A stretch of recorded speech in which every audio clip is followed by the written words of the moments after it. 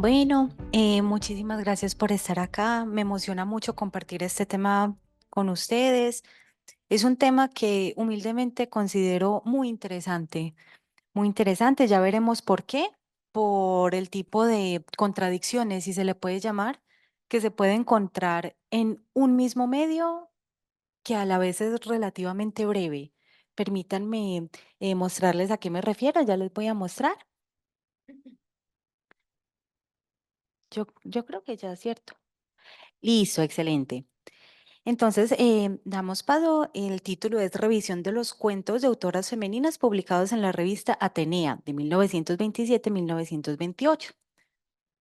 Entonces dice, los cambios que trajeron consigo las primeras décadas del siglo XX en Colombia se evidenciaron en el desarrollo de la economía, los procesos de industrialización y la conexión del país con la economía mundial.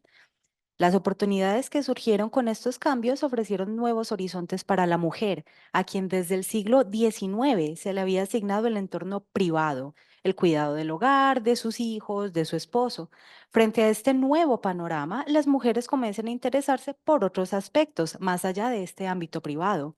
Las publicaciones periódicas femeninas buscan despertar el interés por la educación de la mujer y promover espacios para su formación cultural e intelectual.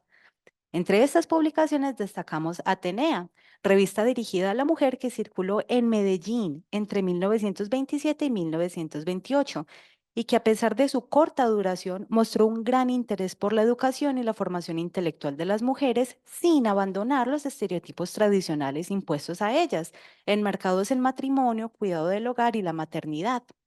La dirección estuvo a cargo de Susana Olosaca de Cabo, la coordinación estuvo a cargo de Ana Restrepo Castro y Fita Uribe se encargó de la redacción. Fue de frecuencia mensual y abordó gran variedad de temáticas, desde recetas de cocina, consejos para el cuidado de la belleza y el hogar, hasta poesía, cuentos cortos y artículos sobre la situación de la educación y la participación política de la mujer, compuesta por 12 números, cada uno de 16 páginas para un total de 192.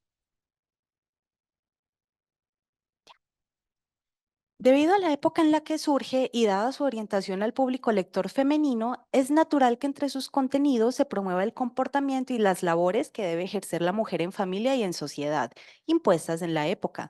De ahí que parte de la publicación esté compuesta por contenidos de índole doméstica. No obstante, los contenidos relacionados con producciones literarias y eventos culturales no se quedan atrás, ocupando una cuarta parte de la totalidad de la revista. Debido a esto, el carácter de Atenea resulta interesante, puesto que oscila entre dos direcciones. Por un lado, tiene presente el perfil de la mujer ama de casa encargada del mantenimiento del hogar y el cuidado de los hijos. Y por otro, muestra iniciativas por la contribución a la formación intelectual de la mujer y su acceso a la educación. Esto se evidencia en su prospecto, en la primera página del primer número, donde manifiestan de forma explícita su deseo de contribuir a su formación y su educación. Como podemos ver, ellas buscan presentar en su revista nuevas orientaciones en el campo de actividades y cultivo físico y artístico y mayores mejores conocimientos sobre sí misma, entre otros aspectos. Y para resaltar, todo el prospecto es increíblemente interesante, pero por cuestiones de tiempo quisiera resaltar las últimas dos líneas donde dice levantarla de la inferioridad en que se encuentra hoy 1927, al mismo nivel que alcanza el hombre por medio del estudio, la reflexión y la cultura. Tengamos en cuenta que el prospecto es el que escriben ellas mismas. Claro, es una revista, cuenta con colaboraciones de muchos autores y muchas personas, personalidades intelectuales de la época. Pero el prospecto es muy importante tener en cuenta que se le atribuye a ellas, a las gestoras de la revista. A raíz de las dos direcciones hacia las que se orienta Atenea, como estábamos comentando, surge el cuestionamiento que da origen a esta disertación sobre el equilibrio de ambas posturas entre sus contenidos. De esta forma se llevó a cabo un ejercicio de rastreo y delimitación de dos bloques de textos, a saber, uno compuesto por artículos acreditados a las gestoras de Atenea que reflejan sus ideales en cuanto a labores y deberes de la mujer y otro compuesto por contenido literario, específicamente cuentos escritos por mujeres, con el fin de comprobar si existe coherencia entre el modelo de mujer de los artículos de la revista y el modelo de mujer que presentan los cuentos de la revista, cuentos escritos por mujeres. Para recapitular, recordemos que en los artículos que voy a mostrar a continuación y teniendo en cuenta el prospecto, hay un gran énfasis en la educación de la mujer, en la participación política de la mujer y hay un aspecto con la moda que no quise dejar por fuera porque es sumamente interesante. El segundo bloque que veremos más adelante es para ver si efectivamente las mujeres representadas en los cuentos se acercan al modelo que promueven las gestoras en los artículos. Sin duda alguna se presenta una gran cantidad de textos que abogan por la educación y participación política de la mujer, pero por cuestiones de tiempo y espacio consideramos pertinente seleccionar solo algunos de ellos, que a nuestro juicio resultan ser los más representativos. El primero de estos bloques alberga estas tres categorías: educación, participación política y moda, a través de las cuales se evidencia el propósito de la revista de exhortar a la mujer a expandir sus horizontes más allá del ámbito del hogar. Claro está, sin abandonar completamente este entorno, eso es muy importante. Recuerden que estamos en 1927. Resulta totalmente improcedente pretender que la mujer se desligue total y absolutamente en esta era de unas labores que le han sido impuestas durante décadas, décadas, décadas desde el siglo XIX. Adelante. Entre estas tres categorías, la que ofrece la mayor cantidad de contenido es la concerniente a la educación, lo que puede rastrearse a través de dos ideas. Por un lado, la solicitud para el ingreso a la educación superior y por otro, la invitación al desarrollo de hábitos de lectura. Es de gran interés el texto La mujer en la universidad, donde se discute el lamentable estado de la educación ofrecida a la mujer. Dice, en las escuelas para niñas siempre se da por terminada la educación cuando las discípulas saben enredar cierta cantidad de hilo con más o menos maestría, de manera que solo unas pocas estarían aptas para seguir cursos superiores. Sin embargo, en toda la República, la juventud femenina, inconforme con la parte que le corresponde en la instrucción pública, reclama su derecho a ella, habiendo sido hasta hoy desatendida. Hay otros artículos, no es que no tengan importancia, sino que por cuestiones de tiempo, les comento rápidamente que mencionan también estas cuestiones relacionadas con la educación. Uno de ellos se llama Importante Reforma, que es el de la segunda imagen, donde básicamente dicen, qué bueno que ya permitan que la mujer tenga su educación en instituciones privadas, pero qué malo que solo puedan acceder a ella las personas que tengan mucho dinero, que tengan una excelente posición económica, porque todas las mujeres tienen el mismo derecho a la educación y solo puede acceder una cantidad mínima de mujeres a este tipo de educación.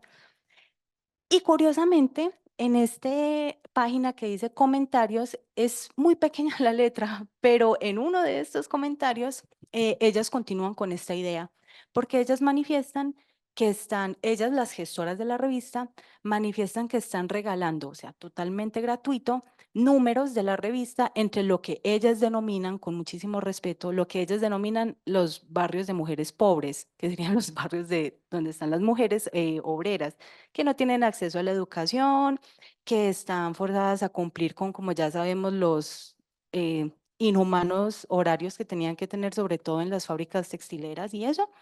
A ellas les regalan las copias de la revista porque, como ellas mismas dicen, ellas también necesitan de los conocimientos, la enseñanza y la distracción que da la lectura.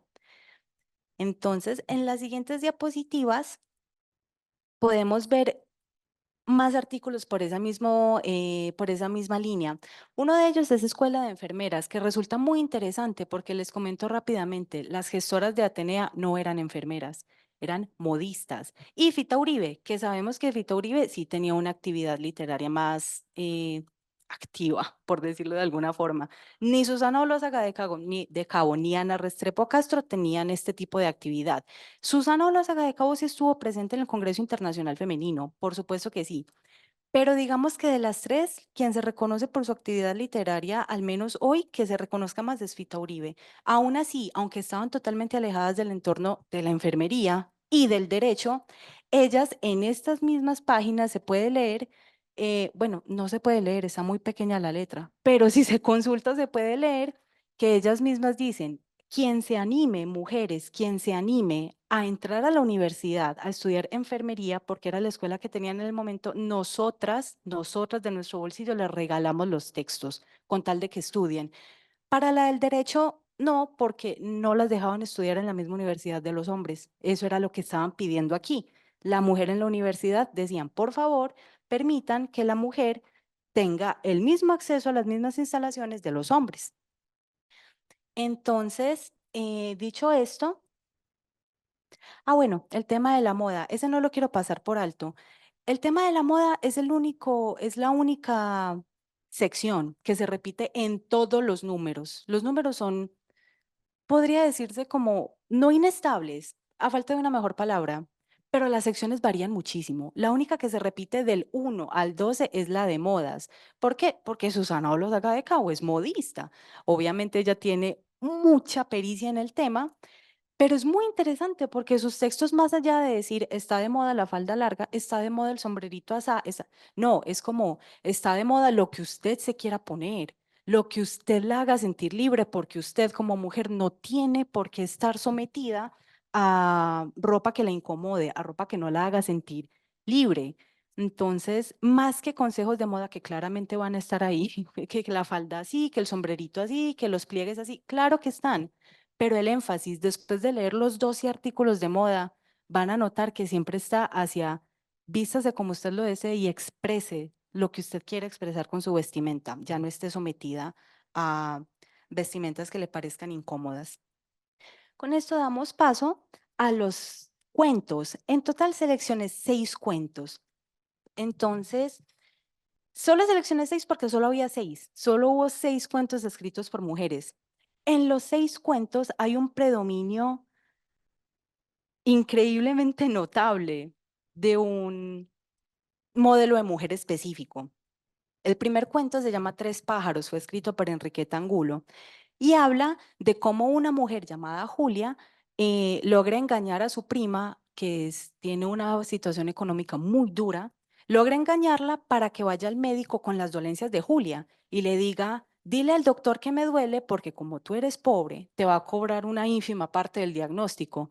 Y ella va y lo hace. Y al final Julia dice, ¿saben qué? Maté tres pájaros de un tiro. ¿Por qué? Porque me curé de las dolencias, porque me dijeron qué hacer.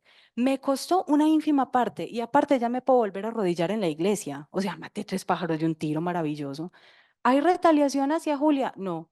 Dijo mentiras, menospreció a su prima, Andrea, la engañó, lo utilizó, pero no hay retaliación. Porque ¿qué es lo importante en este aspecto? Que es una mujer ahorradora, que puede hacerse cargo del hogar a través de sus ahorros y que puede ir a la iglesia. El segundo cuento se llama Ingrato y habla de una madre que escribiendo una carta a su hijo se muere. Es muy dramático. Y escribe la carta y dice, hijo, eres un ingrato, no me escribes hace 8 meses y se muere en la mesa. El tercero se llama El gato de Doña Francisca. A mi humilde opinión es el que más me gusta, es muy hermoso. Y es una mujer muy anciana que tiene una devoción religiosa ferviente, ferviente, y una vez rezando el rosario se le siente un gatico en las piernas, un gatico callejero, y ella empieza a sobar al gatico y se queda dormida y sueña que es un niño pequeño, y lo va abrazando y ya luego despierta y ve que era un gato y se pone a llorar. Es muy triste. Entonces ese es el gato de Doña Francisca. Aurora del Real es un cuento de una mujer que se llama Aurora, que se va a casar con un hombre que se llama Arturo, pero los padres se oponen porque Arturo no tiene dinero, mientras que la obligan a desposarse con un hombre mucho mayor que ella, pero con mucho dinero, y ella contra su voluntad se casa con él con mucho dolor y Arturo cae ¿cómo se dice? Como en el alcoholismo más fuerte. Iba a decir en la borrachera, qué vergüenza con ustedes. El siguiente, Marila, habla de un hombre que se llama Javier. Ese es el único cuento protagonizado por un hombre, como lo han notado, pero escrito por una mujer. Javier está muy triste y se fue al pueblo a hablar con el sacerdote porque lo dejó su novia. ¿Y por qué lo dejó? Porque era pobre. Pero se encuentra con una mujer muy bella, muy joven y muy humilde, que se llama Marila. Hacen mucho énfasis en que es humilde, que se llama Marila y se enamoran. Entonces va a haber un nuevo florecimiento ahí. Y finalmente lucha de un alma con una mujer que se llama Clemencia, que se enamoró de un hombre, pero ella misma renuncia a su amor, que por cierto es correspondido, ella misma renuncia a su amor. ¿Por qué renuncia a su amor? Porque quiere ser monjita. entonces va a ir al convento, entonces ella dice, no me importa amarlo profundamente y que él me ame a mí y que se quiera casar conmigo, no, porque yo como mujer tengo que someterme al sacrificio de renunciar a algo que deseo, simple y sencillamente porque soy mujer. Así que me voy a ir al convento contra la voluntad de todo el mundo, porque ni los papás quieren que ella se vaya para el convento, pero se va. Entonces, les quería comentar brevemente de qué iban los 6 cuentos para que observáramos este contraste tan curioso. ¿Qué dicen los artículos acreditados a las gestoras de Atenea? Todos, sin excepción, porque la pesquisa de toda la revista fue exhaustiva, todos sin excepción se enfocan o en la educación o en la participación política. Y los de Susana en la moda, siempre con ese enfoque hacia vistas de como usted desee, no como se lo exijan. Pero ¿qué dicen los cuentos? Escritos por mujeres, mujeres que ellas mismas invitan a participar. ¿Qué dicen? Que la mujer puede ser o novia o esposa, como es el caso de Aurora, como es el caso de Marila y como es el caso de Clemencia en Lucha de un alma. Que la mujer puede ser ama de casa, como es el caso de Julia en Tres pájaros. O que la mujer puede ser madre, como es el caso de Ingrato o el gato de Doña Francisca. Claro, ¿qué pasa con el gato de Doña Francisca? Que es evidente el mensaje que quiere enviar. Es como esta mujer es muy miserable porque no tuvo hijos, tanto así que en cuanto se le siente un gato sueña que es un hijo.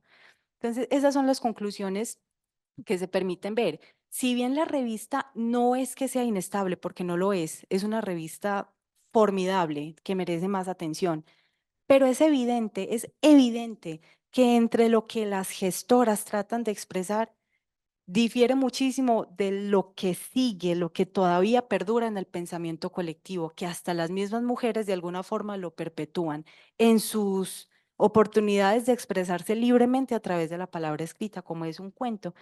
Entonces, esas son las conclusiones, no hay nada de coherencia y a modo de consideración final, agradezco mucho esta oportunidad porque esta revista ya había sido trabajada anteriormente, pero enfocada estrictamente en su contenido literario de procedencia extranjera. Esta vez se enfocó no solo en el contenido literario de procedencia nacional, sino además el que fue escrito por mujeres. Y me permitió también abordar todos los artículos no literarios, porque lo que se abordó en otro trabajo con esta misma revista fue solamente lo literario de procedencia extranjera. Fue una gran oportunidad que me permitió ver que una revista de solo 12 números tiene muchísimo más tema que puede ofrecer. Es todo. Muchísimas gracias. Bueno, muchísimas gracias por la oportunidad de estar acá escuchando estas ponencias tan interesantes. Van a ver que mi ponencia tiene un montón de puntos en común y quería empezar contándoles que este trabajo forma parte de una investigación. ¿Se me escucha bien? Primero. Sí, perfecto. Bien, este trabajo forma parte de una investigación más amplia sobre las subjetividades femeninas, las escrituras femeninas, las imágenes de autora y las mujeres lectoras en la revista Ilustrada Plus Ultra, que fue un suplemento de una revista muy famosa que se llamó Caras y Caretas. Y este suplemento, Plus Ultra, se editó en Buenos Aires entre 1916 y 1930. Entonces, en la diapositiva siguiente, quería mostrarles, muchas gracias, quería mostrarles las dos revistas, Caras y Caretas y Plus Ultra, y contarles que a diferencia de Caras y Caretas, que es la gran revista democratizante de Argentina y es revolucionaria por poder adecuarse y cooptar una enorme masa lectora que estaba recién ingresando al mercado, Plus Ultra se diferencia de su revista madre, ¿no? De Caras y Caretas, de la cual es suplemento, porque es una revista que apunta a un lectorado selecto y que nombra todo el tiempo como selecto en sus editoriales. Es mucho más cara, costaba 1 peso, que es 4 veces lo que costaba Caras y Caretas, y es una revista de un formato mucho más grande, con un papel de un gramaje mucho más grueso que la hace mucho más pesada.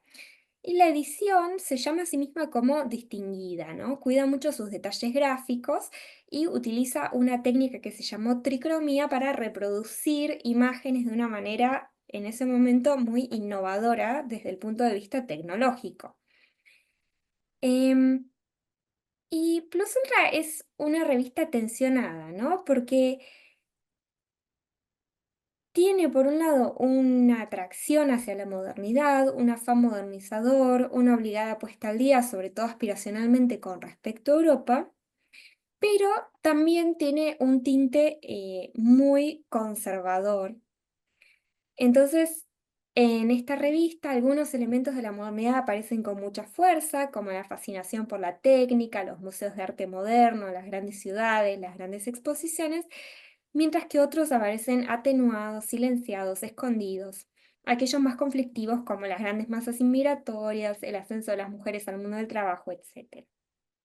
Y otra cosa importante es que, si bien Plus Ultra se diferencia mucho de su revista de origen Caras y Caretas, comparte algunos rasgos como la preeminencia de la imagen del fotoperiodismo moderno, los textos breves, el contenido variado y misceláneo, sobre todo en algunas secciones como las páginas femeninas, que es la sección que vamos a trabajar hoy.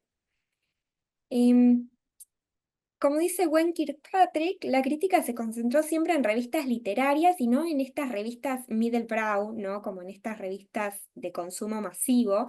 Precisamente son estas revistas de consumo masivo las que estaban repletas de imágenes de la mujer nueva, de la New Woman, y las que empleaban también a las mujeres como redactoras. Entonces, si nosotros analizamos las revistas literarias, vamos a encontrar solamente algunas firmas más destacables, ¿no? Como la de Storni o Nora Lange. Mientras que en este tipo de revistas más populares proliferan la firma femenina y podemos poner cada hallazgo literario en diálogo también con la página y explotar esta posibilidad de conocer cómo estos laboratorios literarios sucedían a veces en los espacios más inusuales. Em, Así que bueno, pasamos a la siguiente diapositiva.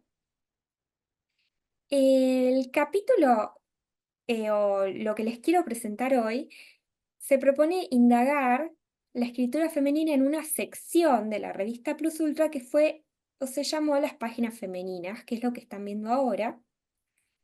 Pasamos a la siguiente diapositiva. Las páginas femeninas em, fueron una suerte de mosaico, vieron que la estructura es como medio mosaico, em, y dan lugar en la revista a temas muy heterogéneos, junto con artículos frívolos o escritos que reafirman el deber ser femenino de la época. Publicistas y autoras aprovechan este espacio para instalar tópicos pertenecientes al feminismo, como el derecho al voto o el divorcio vincular.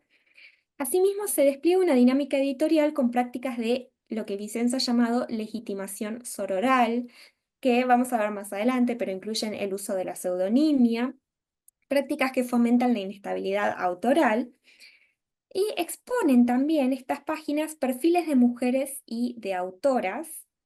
Y este análisis de los perfiles de autoras en esta sección permite revisitar las poses y perfiles más aceptados, como el de la poetisa.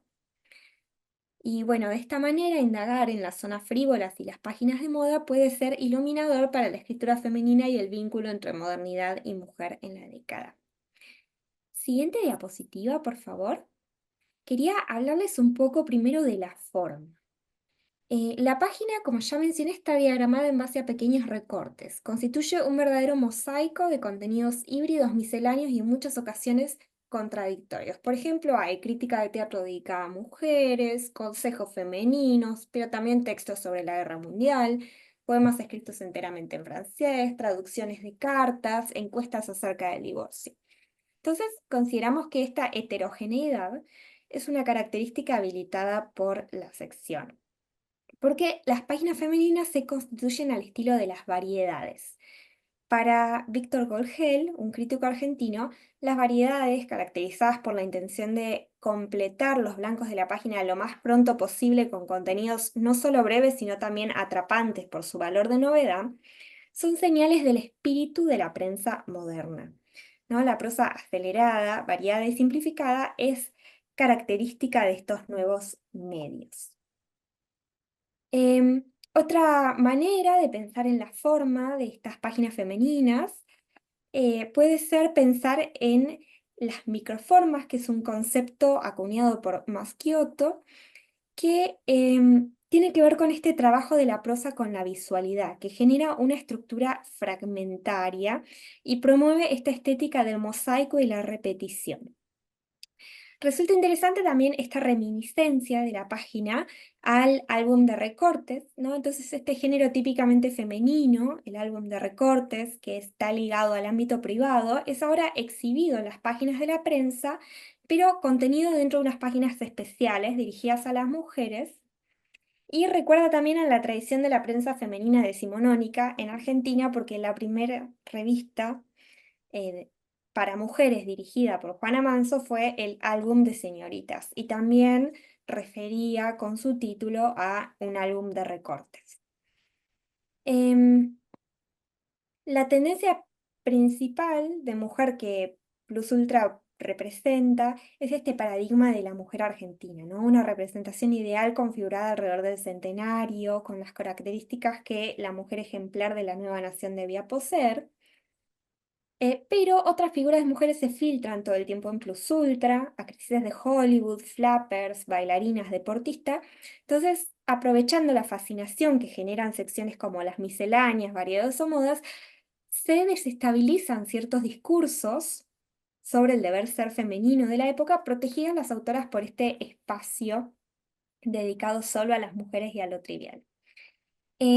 Pasamos a la siguiente diapositiva.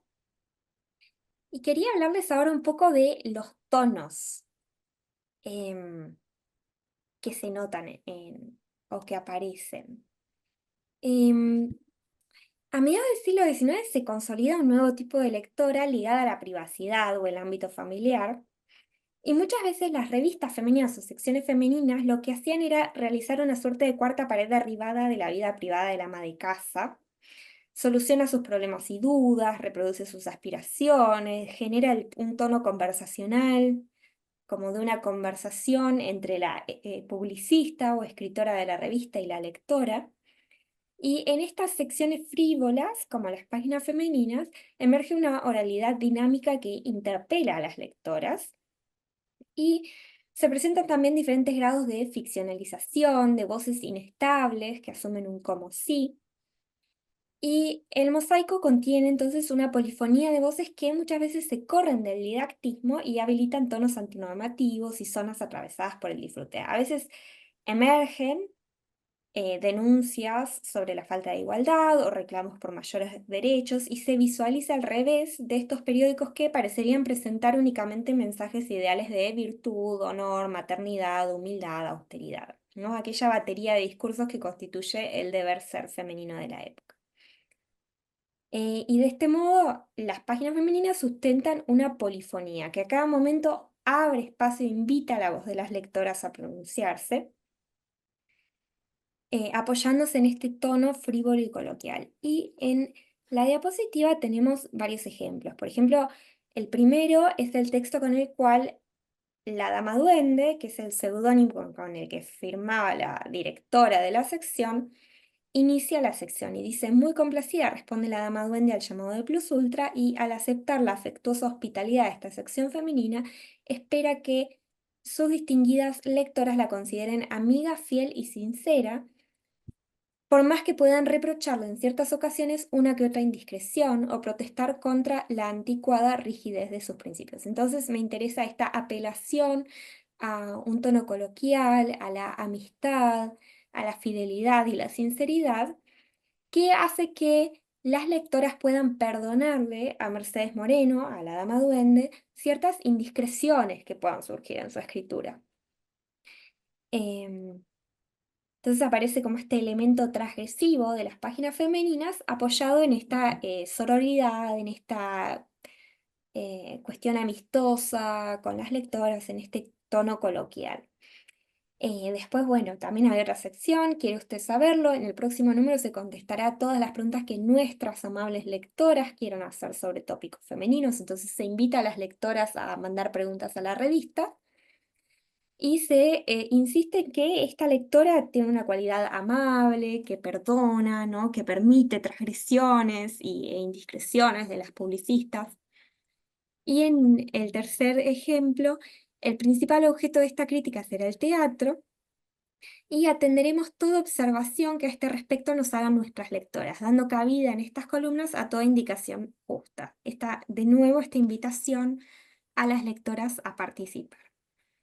Bueno, ahora en la siguiente diapositiva quería hablar un poco de los tópicos que van apareciendo y em, ¿a qué me refiero cuando digo tono frívolo o frivolidades de Plus Ultra? Porque de hecho Plus Ultra presenta una sección que se llama Frivolidades, en donde se insiste en que la frivolidad es el asunto del que las mujeres deben ocuparse, contrapuesto a, por ejemplo, la política, pero que esas frivolidades son muy importantes porque constituyen como la vara central del hogar, que es la retaguardia de la nación. Entonces se ensalza a la frivolidad y al tono frívolo y se invita a las lectoras a participar de esta conversación frívola entre amigas, en donde em, los tópicos pueden variar entre más frívolos o más politizados, como vamos a ver más adelante, con este escudo de la frivolidad. Entonces, en la siguiente diapositiva les puedo mostrar ejemplos de los tópicos, ¿no?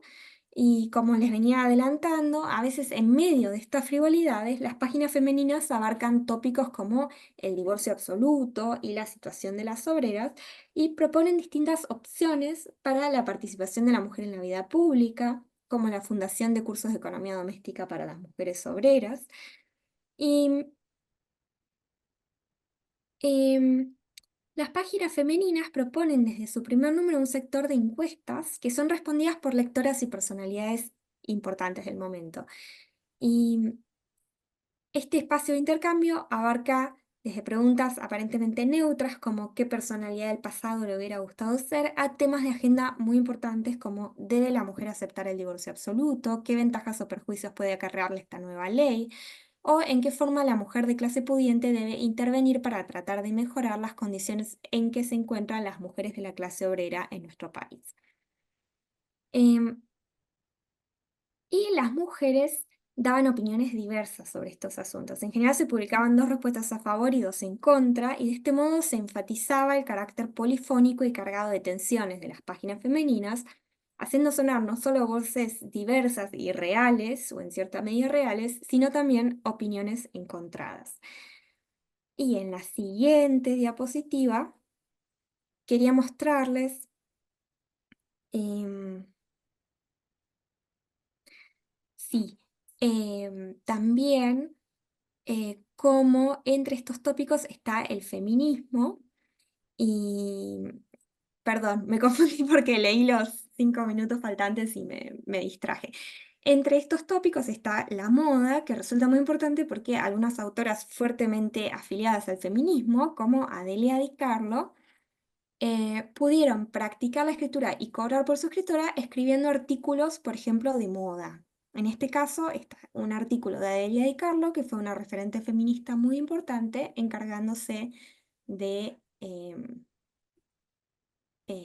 la sección de moda de la revista. Y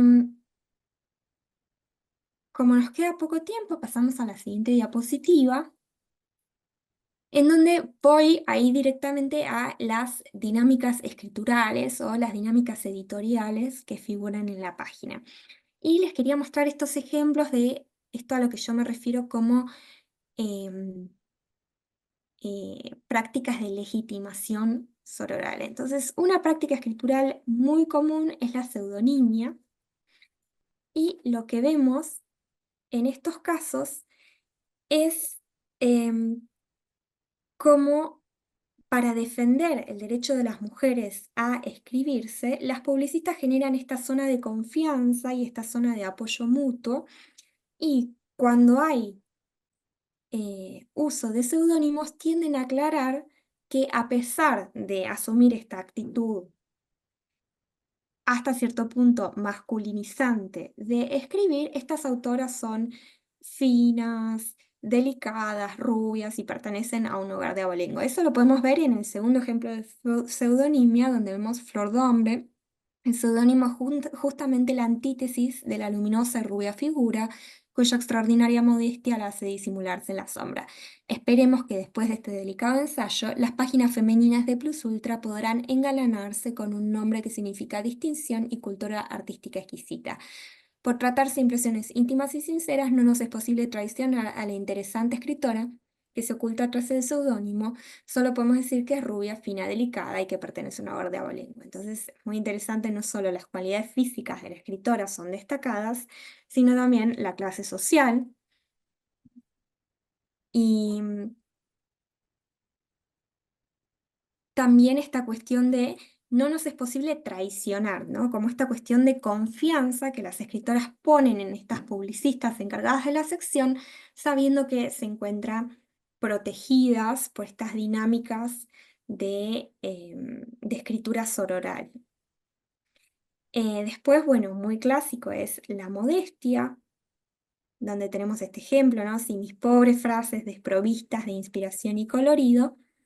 Y después hay un fenómeno que Paula Bontempo ha llamado publicidad de lo íntimo, que tiene que ver con eh, hacer una puesta en escena de intimidad en las páginas de la revista. Entonces hay correspondencias entre un miembro del staff de redacción de la revista y las lectoras, supuestamente privadas, que luego en un giro son colocadas públicamente en las páginas de la revista. Y esto también parecería ser como una estrategia de solapamiento de la escritura femenina, ¿no?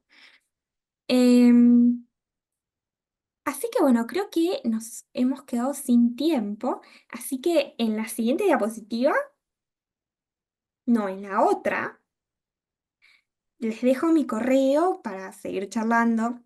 Como les dije, le quería presentar solamente una pequeña parte de de mi tesis doctoral, ¿no? Que es una investigación que ha llevado más tiempo y que es mucho más grande. Así que bueno, muchas gracias por su atención.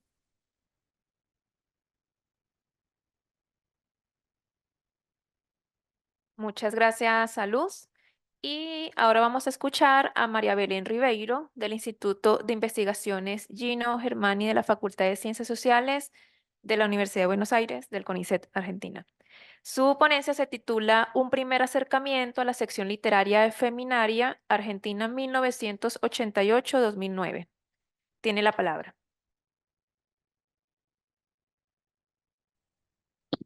Bueno, muchas gracias. Buenas tardes. ¿Se me escucha bien? Sí, perfecto. Buenísimo. Bueno, muchas gracias por la presentación. Es un gusto participar de estas jornadas y en particular de esta mesa, escucharla a Cintia y a Luz. Yo nos voy a llevar más para fines del siglo XX, principios del siglo XXI, pero verán que algunas cosas se mantienen. Y voy a leer para restringirme en el tiempo, solo me presento, digo, soy socióloga de la Universidad de Buenos Aires, donde también soy docente, y desde mi tesis doctoral vengo trabajando la producción literaria y editorial de Argentina. Y esta exposición que preparé para hoy se titula Un primer acercamiento a la sección literaria de Feminaria, Argentina, 1988-2009. Esta exposición se va a centrar en una publicación periódica que salió en Argentina a fines de los años 80 llamada Feminaria. Mi interés en la revista se vincula con una investigación más amplia que se enmarca en los estudios de la sociología de la literatura. Mi formación de grado es en la sociología, por lo que es con esta mirada, con el foco en problemas vinculados con las relaciones sociales de poder, con las que investigo la producción literaria y las prácticas editoriales. Me enfoco en particular en el caso de la edición y la literatura de Argentina de fines del siglo XX y comienzos del siglo XXI. Ahora estoy trabajando sobre la producción editorial y literaria de la Argentina de los años 80, más específicamente de la transición democrática tras la dictadura militar de 1976. Y para comenzar tomé el caso de Ada Korn Editora, que fue una editorial fundada por una mujer llamada Ada Korn en Buenos Aires en 1984. La investigación se propone cruzar tres dimensiones: el proceso de democratización, las prácticas editoriales y la cuestión de género. Ada Corn Editora no solo fue fundada por una mujer, sino que además incorporó en su catálogo obras de autoras y temáticas vinculadas con el universo de lo que socialmente se asigna a lo femenino. Y hoy querría proponer que el estudio de esta producción editorial y literaria no se circunscribe solamente al análisis de los libros, del texto, de su materialidad, del catálogo o de la trayectoria de la editora y de la historia de la editorial, porque entiendo que el sentido y el valor de la producción editorial y literaria no se reduce a los libros o a los textos mismos, es decir, no hay una esencia que te sea intrínseca que el investigador, ha de descifrar, sino que también incorporo al análisis la recepción de los libros, es decir, los comentarios que podemos recuperar sobre esos títulos y que se hicieron de manera contemporánea a su publicación. Estas reseñas son parte de la construcción de sentido y del marco de legibilidad de los textos, por lo que es central incorporarlas a la investigación del mundo editorial. Revisé numerosas revistas dedicadas a la literatura y suplementos literarios de periódicos y ahora amplié el abordaje para incorporar revistas que solo se solían estudiar desde el área de estudios de género, por ser espacios de circulación de autoras y de conocimientos vinculados con el movimiento feminista. Mi interés reside en particular en que algunas de estas publicaciones vinculadas con el feminismo abrieron su espacio a reflexiones sobre la literatura. Y un interrogante que este foco me permitió formular es sobre la posibilidad de repensar los términos en que se lee y se escribe de literatura. Al revisar estas publicaciones, indagué en cómo visibilizan autoras, pero también cómo disputan los sentidos sobre lo literario. Y en esta exposición voy a centrar estas preguntas brevemente sobre la revista Feminaria. Si puede ser la próxima diapositiva, por favor. Las publicaciones periódicas se convirtieron de manera reciente, al menos de manera reciente en Argentina, en objetos privilegiados de investigación. Es decir, no solo como fuentes de donde recuperar datos, como fuentes escritas para la reconstrucción de la historia, sino también como objetos de estudio en sí mismos. Y aprovecho para compartir dos sitios de Argentina donde se vienen digitalizando numerosas publicaciones de diversas temáticas y donde se comparten además estudios sobre esas publicaciones. Uno es AIRA, el Archivo Histórico de Revistas Argentinas, realizada por un grupo de docentes e investigadores de la Universidad de Buenos Aires, y el otro es América Lee, el portal de publicaciones latinoamericanas del siglo XX del Centro de Documentación e Investigación de la Cultura de Izquierdas. Feminaria también está digitalizada en el sitio de la Asociación Tierra Violeta, que organiza actividades como talleres y tiene un fondo bibliográfico de los más ricos en términos de estudios de género y movimiento feminista. El estudio de las publicaciones periódicas, y con publicaciones periódicas me refiero a revistas impresas, periódicos, diarios, fanzines, blogs, revistas digitales, es decir, los estudios enfocados en publicaciones se fueron conceptualizando de distintas maneras a las publicaciones en sí, de acuerdo con los objetivos de cada estudio.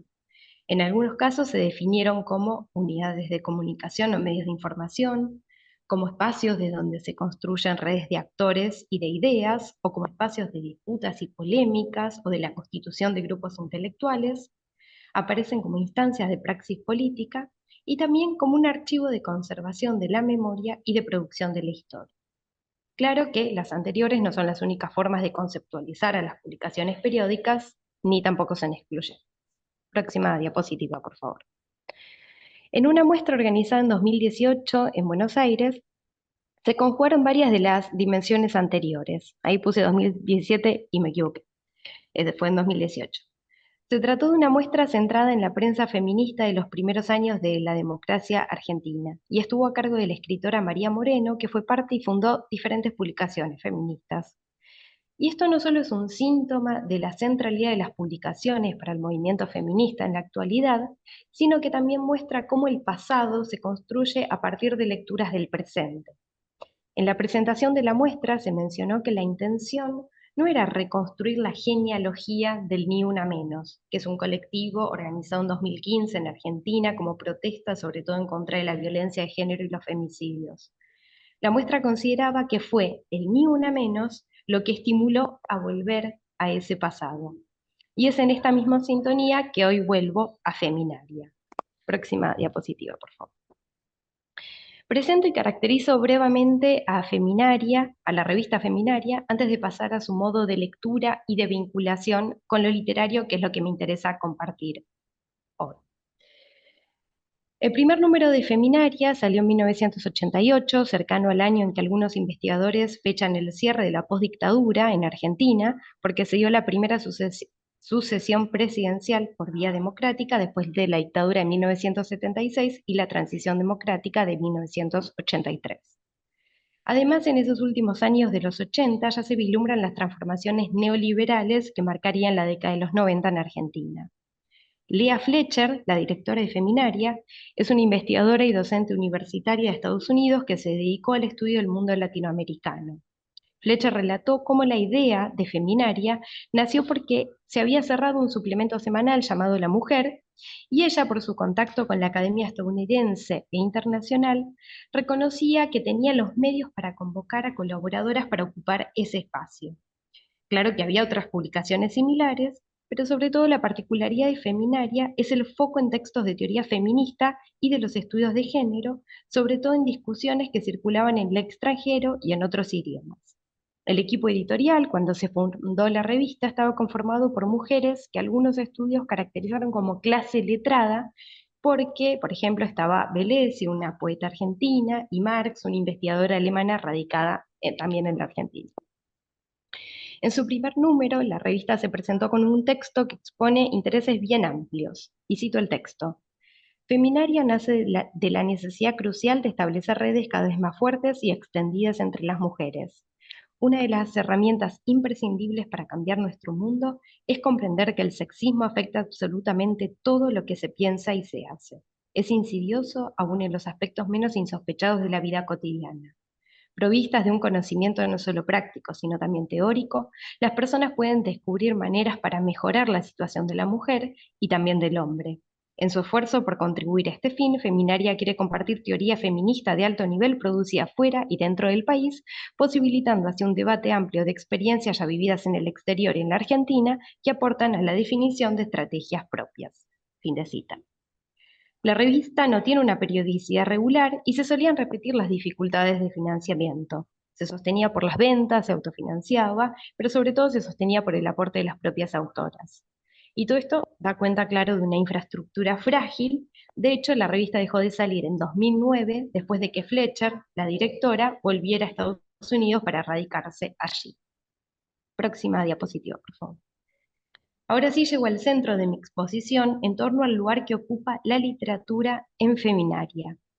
En el número 7 de la revista, 3 años después de la fundación, se creó la sección Feminaria Literaria, que se presentó como, y cito, una sección independiente, o mejor, una más completa propuesta referida a la escritura de mujeres en el campo exclusivamente literario, ensayos, poesía, narrativa. Cierro cita. La primera tapa de la sección es la que aparece en el PowerPoint y tiene la misma estética que las tapas de la revista. Pero más allá de esta sección, la presencia de lo literario fue central desde el primer número de distintas maneras, como en la centralidad de la reflexión sobre la escritura como un objeto privilegiado para pensar la cuestión de género.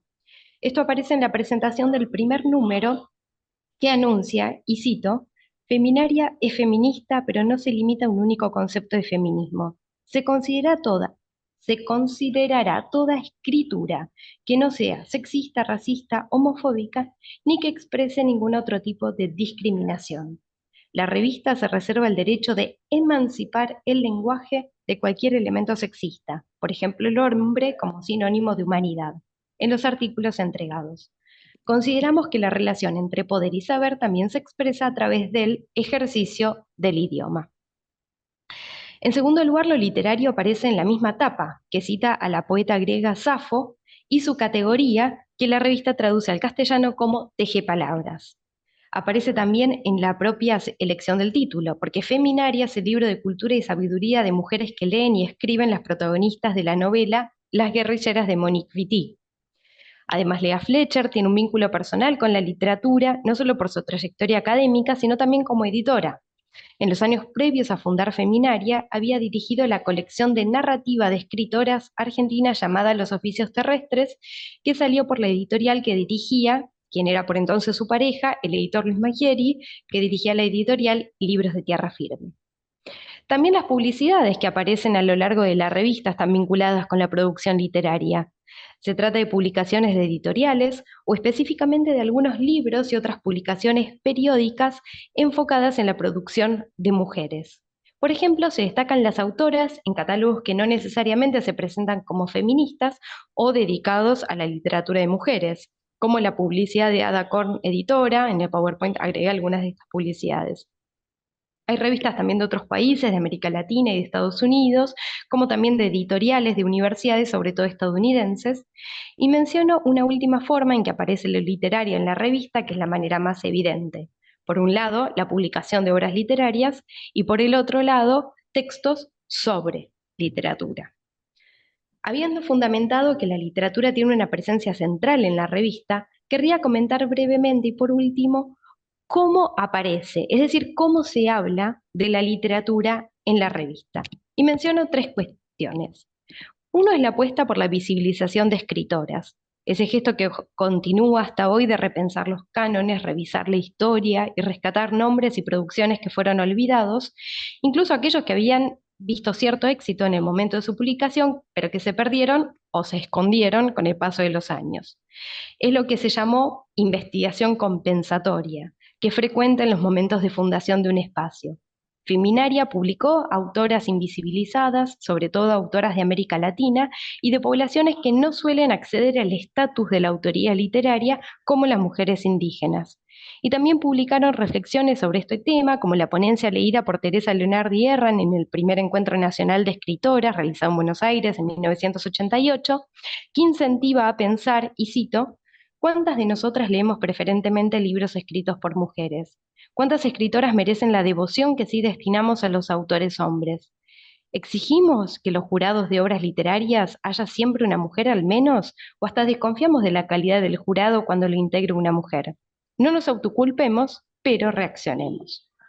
Fin de cita. La segunda forma en que lo literario tiene una presencia central en Feminaria es como objeto privilegiado de reflexión y de producción de teoría. Un ejemplo claro es un artículo de Fletcher en el primer número de la revista que se tituló El sexismo lingüístico y su uso acerca de la mujer.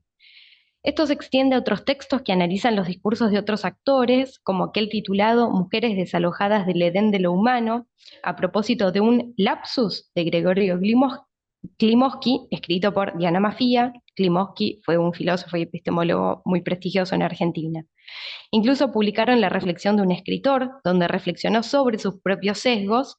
Dice en su artículo titulado El varón frente al feminismo del escritor argentino Mempo Giardinelli, cito, yo fui misógino sin saberlo, incluso en mi literatura, en mis comienzos, ese material involuntario como otros que también aparecían en las páginas que escribía, más emotiva que pensadamente, el Chaco, la muerte, el exilio, la violencia, materiales que se repiten en mis libros y que entonces yo era incapaz de advertir que marcarían, siguen marcando acaso, mi trabajo literario que no me atrevo a llamar obra. Fin de cita. La última manera que querría destacar es la forma feminista, o lo que al menos por ahora estoy llamando la forma feminista, en que lo literario aparece en Feminaria. Es decir, lo que podríamos llamar su forma de vincularse y entender lo literario. Creo que la distingue con formas dominantes de pensar lo literario por poner el foco en lo que se categoriza como géneros menores o como ajenos a una reflexión con las herramientas de la teoría literaria.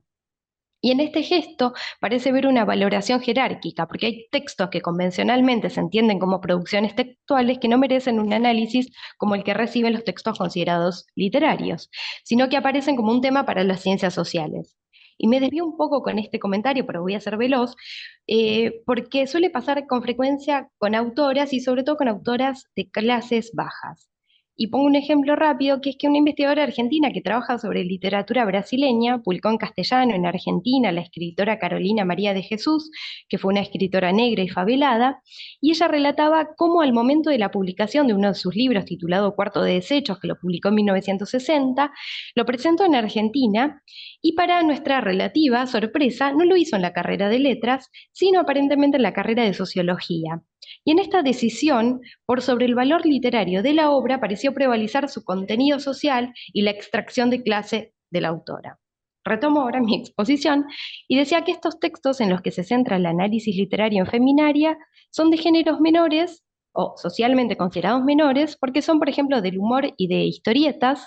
En el número 2 de la revista publicó el texto Mujeres humoristas hacia una sonrisa sin sexismo de Silvia Itkin.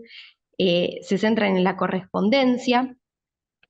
La historia Lili Sosa de Newton escribió sobre cartas de lectoras en los periódicos del siglo XXI. Verán que se tratan de géneros convencionalmente vinculados con el mundo femenino, como los diarios íntimos, sobre los que también reflexionó Lili Sosa de Newton en el texto titulado Autobiografías, Diarios, Correspondencia y Memorias de Mujeres Argentinas. También aparecen los géneros masivos como la novela policial, que fue tratada en un texto de Margaret Aberbach titulado Mujeres de la novela policial, un cambio lento pero seguro, y medios de comunicación a los que se dedicó una sección específica como la llamada Espejo Roto, e incluso se llegó a analizar la Biblia en un artículo titulado La emergencia del carácter femenino, una lectura del Génesis. Es sobre esta mezcla entre la ampliación de la mirada en torno a cuáles son los ámbitos relevantes para la reflexión, también podemos agregar que lo son para la acción, dentro del feminismo, y el círculo restringido del marco académico que busca actualizarse con las últimas novedades en el área de estudios de géneros, es sobre esta mezcla con la que querría cerrar la exposición. Al parecer, tras observar este contraste, en una entrevista se le preguntó a Lea Fletcher si utilizaría el discurso occidental para analizar la escritura de mujeres latinoamericanas.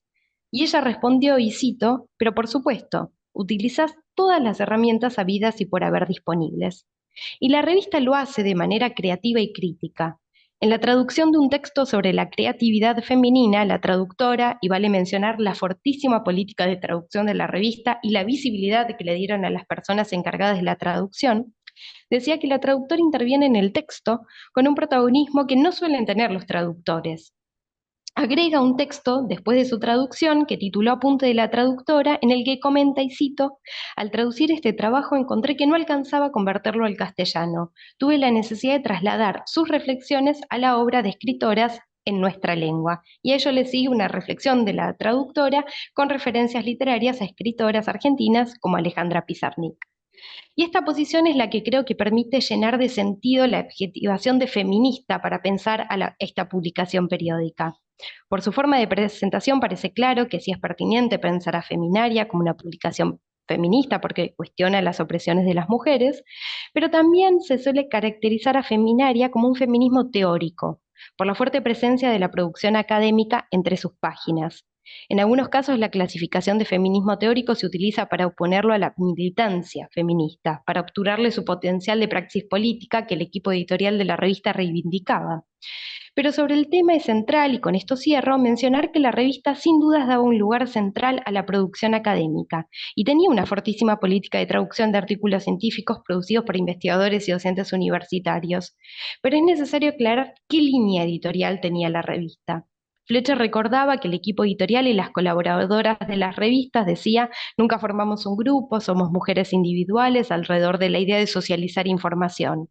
Quería resaltar esta idea de socializar la información porque los años 90 son el momento cuando el mundo académico y universitario se consolidó la forma anglosajona de producción y circulación de conocimiento científico, que es el modo naturalizado que tenemos de publicar nuestra producción. Me refiero a las revistas científicas con un comité académico, con cada vez menos injerencia en el contenido y perfil de la revista. La producción en los casos más exagerados parece dejar de responder a interrogantes y preocupaciones propias del saber científico o incluso a preocupaciones políticas para responder a criterios de métricas y de indexaciones. Feminaria produjo e importó teoría anglosajona, pero resistió al formato anglosajón, y esa forma, además de su apuesta por repensar lo literario, me parece que tiene una potencia política dentro de la academia que podemos retomar hoy. Bueno, muchas gracias.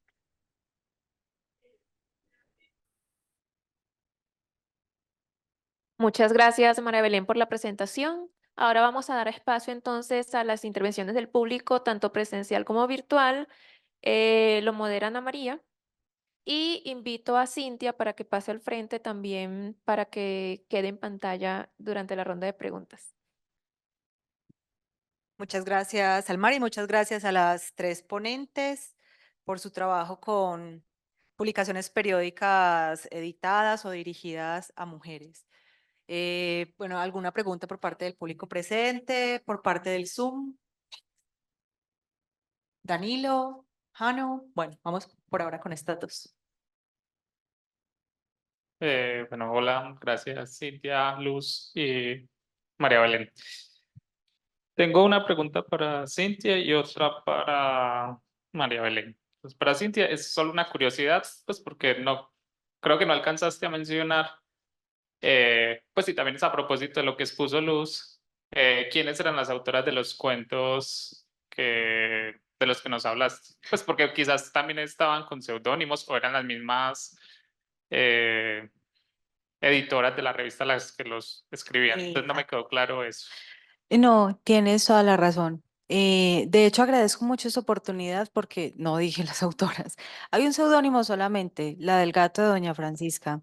El seudónimo es Incógnita. Cuando estábamos delimitando seudónimos, nombres, autores, decidimos que si utilizaba un seudónimo femenino, íbamos a tomarlo como una autoría femenina. Ese es el único que tenemos con seudónimo. Los otros sí son Isabel Santos Millán y no recuerdo los otros nombres, pero ya ahorita en un ratico, para no quitar tiempo, los busco y te los doy específicamente. Ninguno de ellos, de los 6 cuentos, le pertenecen a la autoría de ninguna de las 3 gestoras, ni Susana Olózaga de Cabo, ni Ana Restrepo Castro, ni Fita Uribe. Fita Uribe sí escribió mucho en esa revista, pero eran puros artículos tipo opinión, tipo comentario, tipo cualquier cosa, pero literario, solo poesía. Entonces, cuentos no. Pero sí tengo los nombres, no los recuerdo en este momento. Ahorita te los paso para evitar como quitar mucho tiempo. No te preocupes. Y la pregunta para María Belén es, porque bueno, a mí me causa mucho interés la cuestión de la relación revistas y publicación de catálogos de editoriales o de librerías. Entonces, como pusiste esos ejemplos, me gustaría saber si también la revista hacía reseñas o comentarios de esos mismos libros que publicaba en esos catálogos y si pues como que eso nos podría llevar a pensar como una suerte de reafirmación de la producción escrita por mujeres y como darle un lugar también dentro del circuito editorial de los 80 en Argentina. Sí, en principio, muchas gracias por la pregunta y sí, la respuesta rápida es sí, había reseñas. De hecho, había, hasta que se creó Feminaria Literaria, que era el suplemento específico dedicado a la literatura, incluso antes de ese momento proliferaban las reseñas de libros, por un lado, teóricos, digamos, de libros, de ensayos de teoría feminista o de estudios dedicados a los estudios, a los temas relativos al género, pero también reseñas de obras literarias. Y eso después, cuando se creó la sección de suplemento feminaria literaria, pasó a concentrarse en esa sección, que también tenía la política de publicar la producción literaria en prosa y en verso también de autoras mujeres, y sobre todo autoras mujeres de América Latina, aunque también había de autoras extranjeras y se las traducía. Y a eso agrego otro dato que muchas veces creo que pasa en muchos proyectos de publicaciones periódicas, hay como una línea muy permeable entre la publicación de una revista y la publicación de libros. Y en el caso de Feminaria, con los años fundaron una editorial con el mismo nombre, con el que empezaron a publicar libros también de teoría, pero también compilaciones, sobre todo, de obras literarias, y lo que hicieron es algo que también se está haciendo mucho ahora, que es repasar la historia literaria, sobre todo de Argentina, y recuperar a autoras mujeres del siglo XIX que no habían sido reeditadas y que habían sido olvidadas por la historia literaria. Pongo solo un ejemplo, quizás conocen a un autor argentino que es Lucio B. Mansilla, que es, digamos, uno de los clásicos dentro de la historia literaria argentina, que también tenía una hermana, Eduarda Mansilla, que también publicó en su momento su obra literaria, y en una de las compilaciones que publicó como libro la editorial de Feminaria, se recuperan algunos de sus relatos junto con otras contemporáneas escritoras mujeres. Eso. Gracias. Por aquí tenemos otra pregunta. Bueno, muchas gracias a las tres, y tengo una pregunta bastante general que a lo mejor cada una puede responder, que es la cuestión, porque eran tres casos muy interesantes, pero siempre en el estudio de casos también surge la pregunta metodológica: ¿hasta qué punto es un caso ejemplar? La representabilidad, bueno, el grado de, representabilidad de ese caso, ¿cómo lo manejáis? Y si en la elección de ese caso concreto, ¿qué criterios de selección había? Bueno, quizás los podéis contestar cada uno por su caso específico. Y si les parece bien, yo puedo comenzar, ¿sí? Lo que podría llevar en este caso el grado de representabilidad, al menos para el caso de Atenea, eh, toda la cuestión de esta revista radica en la dualidad que ella misma ofrece, que entiendo que pueda ser como confuso, a falta de una mejor palabra, porque pareciera que están hacia dos direcciones completamente distintas.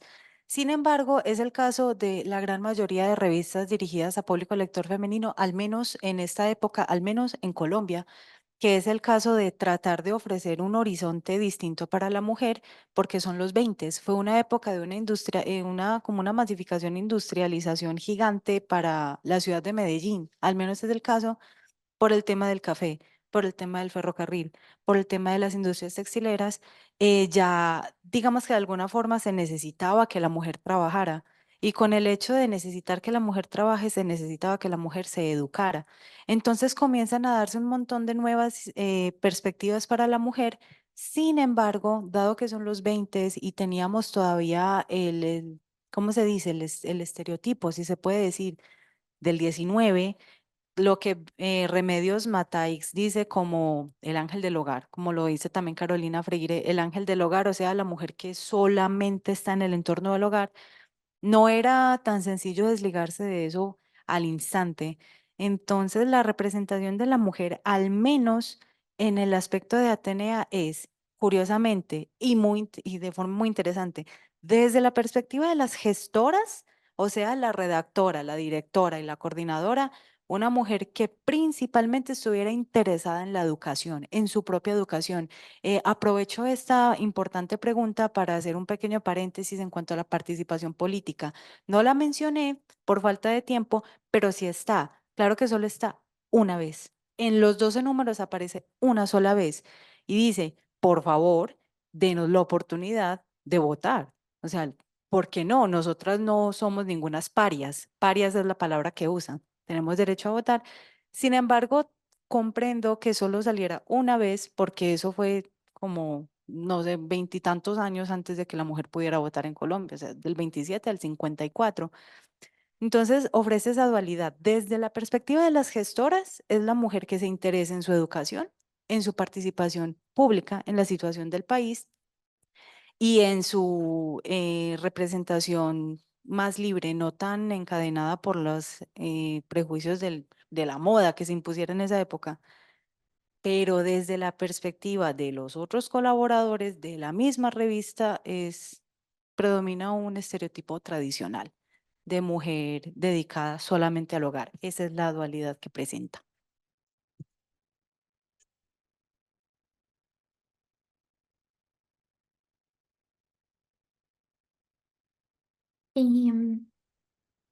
¿Voy yo? ¿Les parece? Quería como aclarar un poco la pregunta. Vos con representabilidad, Jano, ¿te referís a si estas autoras o estos fenómenos que se ven en las revistas pueden ser representativos de una época.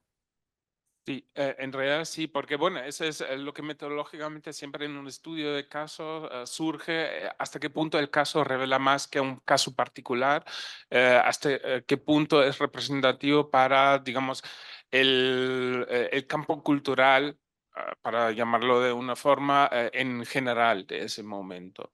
¿Y cómo solucionas esa cuestión? Está re buena la pregunta porque también em, sirve para pensar, como yo dije esto cuando cité a Wayne Kirkpatrick, esta idea de estudiar las revistas de consumo masivo, ayudan un poco a lo que dice Sarlo, ¿no? Como escuchar más el rumor literario de la década y no tanto esos hitos literarios que serían las publicaciones en libro. Y creo que cuanto más estudiemos las revistas, posiblemente más nos demos cuenta cuál es el nivel de representatividad de estos textos. Pero sí, para mí, estudiar una revista como Plus Ultra, que fue de circulación bastante masiva, que fue el suplemento de otra revista muy masiva, que se puede estudiar en conjunto, de alguna manera nos ayuda a identificar ciertas tendencias literarias que son, digamos, incuestionables, como por ejemplo la presencia de poesía femenina o la predominancia de la poesía femenina por sobre la narrativa, y así continuar con la investigación para mí va a terminar de definir este grado de representabilidad de esa revista en esa época. Gracias. Sí, yo también agradezco la pregunta, me parece que que es central, que es una cuestión bastante transversal a las investigaciones, porque hay muchas investigaciones sobre estudios de caso, y respondo, trato de ser bien breve, pero hay como dos patas de la respuesta. Por un lado, Feminaria tuvo, sí, un efecto central en los estudios de género, cuyos efectos se pueden rastrear hasta el presente. Digamos, los textos que tradujeron y que se publicaron por primera vez en castellano en Argentina en Feminaria siguen siendo referencias para los estudios vinculados con el género hoy.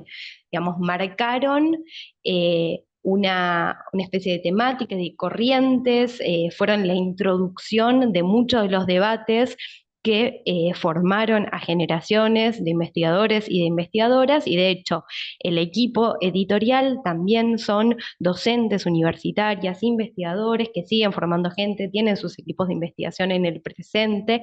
Por lo tanto, por un lado podemos pensar el carácter de representativo, de relevante de este caso por este tipo de efectos. Y por otro lado, como digo esto, también lo que digo es que me parece central en los casos de estudio tener una mirada que desde mi equipo de investigación, sin demasiada, digamos, originalidad, llamamos relacional e histórica. Histórica porque, bueno, hay que conocer, digamos, hay que rastrear las genealogías de los debates, de las trayectorias de las personas y de las publicaciones, y relacional porque también hay que tener en cuenta que todos los casos, en este caso las publicaciones periódicas, son un punto que forma parte de un espacio más amplio donde hay otros puntos, donde hay otras publicaciones periódicas, donde hay otros grupos de estudio, otros intelectuales, otros actores, y que unos se definen en relación con otros, en disputa, en cooperación. Entonces, yo no estudio Feminaria de manera aislada, sino que estudio su particularidad cuando lo estudio en contraste con otras publicaciones periódicas que tenían intereses similares y que estaban en diálogo con ella, sea de manera explícita o no. Y lo último que digo, perdón, porque también tiene que ver con lo de la cuestión de la representabilidad del caso, es que en el momento en que salió Feminaria, que fue a fines de los años 80, se vincula también con el periodo previo de efervescencia democrática, cuando había crecido el movimiento feminista en Argentina. Fue un momento, digamos, de apertura política, y con la apertura política de renovación y de repensar las formas de la representación política. Y ahí la causa de las mujeres y el movimiento feminista ganó una vitalidad muy fuerte, y Feminaria fue un espacio que encauzó un poco esos debates. De hecho, uno de las secciones era una especie de agenda donde se publicaban las diferentes actividades vinculadas con el movimiento feminista. Entonces, en ese sentido también es una especie de archivo de todo ese movimiento que la excede, pero es un punto nodal para poder también estudiar eso. Pero bueno, gracias por la pregunta, me parece que es una reflexión que hace explicitar algunos sentidos comunes que uno tiene o que da por sentado y que son relevantes dar cuenta de ello.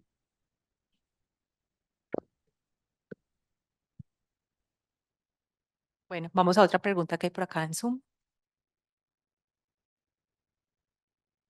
Tenemos una pregunta por Zoom de María Maschiato.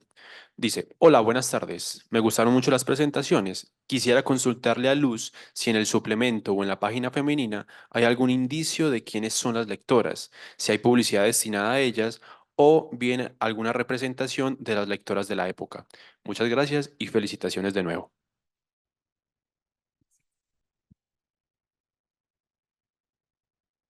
Bueno, sí, es como muy difícil el problema de la lectura.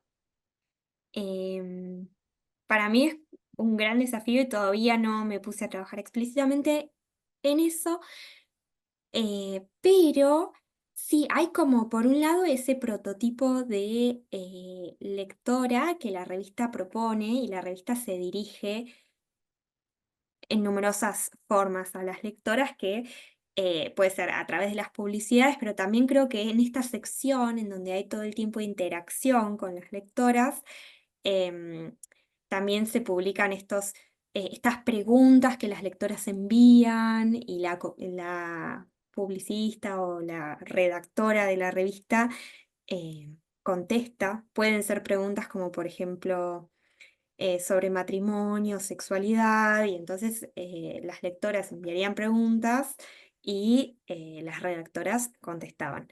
Y después hay también muchas representaciones de mujeres en general, y entre ellas hay representaciones de mujeres leyendo, mujeres lectoras. Entonces tiene como esas dos patas.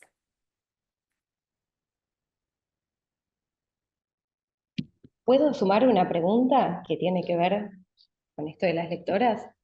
Sí, por supuesto, adelante. En principio, seguramente digamos, ya lo conocen, pero una investigadora argentina llamada Graciela Baticore trabajó justamente las lectoras del siglo XIX, que sin duda es un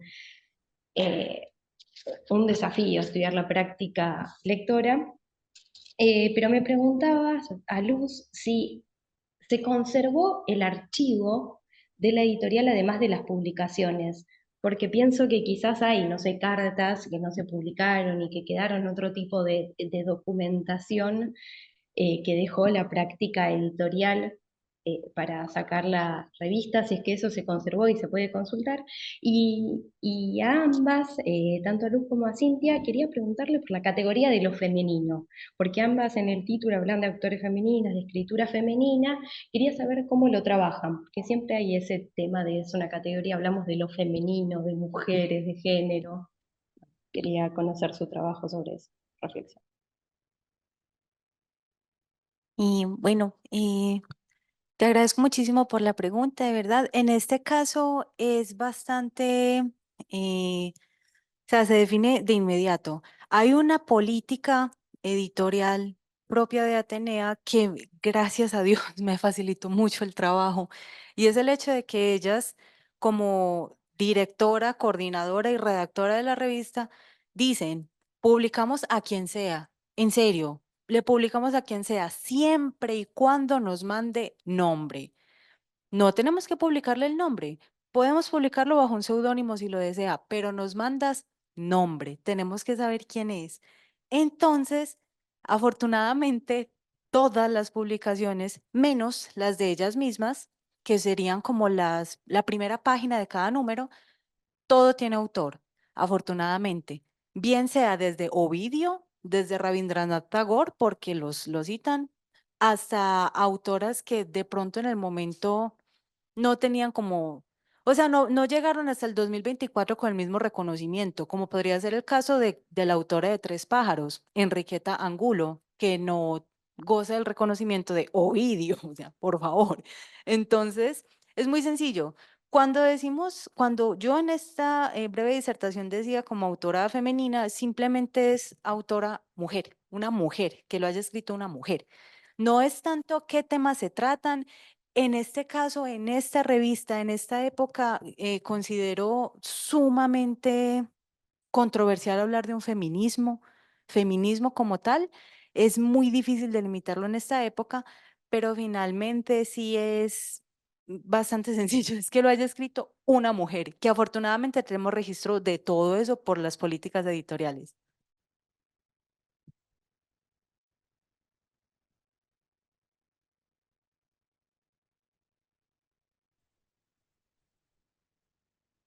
Bueno,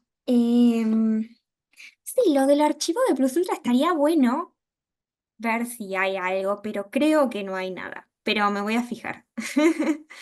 Y en cuanto sí a lo femenino, es súper problemático, por eso tengo toda una parte de la tesis en donde como que trabajo un poco estas categorías de escritura femenina. Y siempre digo que hay como dos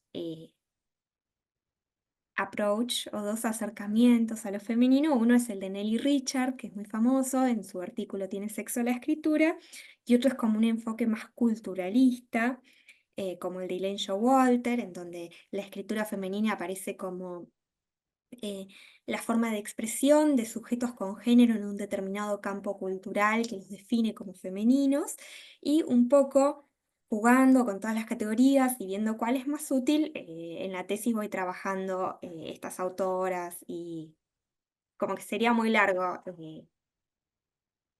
entrar ahora en el tema de lo femenino, pero más o menos para que veas como la bibliografía